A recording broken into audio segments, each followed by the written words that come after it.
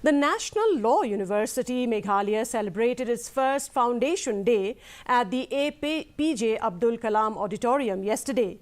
Union Minister for Law and Justice Arjun Ram Meghwal attended as the chief guest via video conferencing. He congratulated NLU Meghalaya and emphasized the importance of legal reforms and the role of institutions in shaping legal education and access to justice. Law Minister Dr. Maisel Ampreen Lingdo envisioned NLU Meghalaya to nurture outstanding legal professionals. Chancellor and Chief Justice, Justice S. Vaidyanathan, stressed the importance of digital literacy, technology and personalized learning in preparing students for future challenges. Other dignitaries who attended were Meghalaya Chief Secretary D.P. Walang, Professor P.S. Shukla, Vice Chancellor Nehu and judges of the High Court of Meghalaya.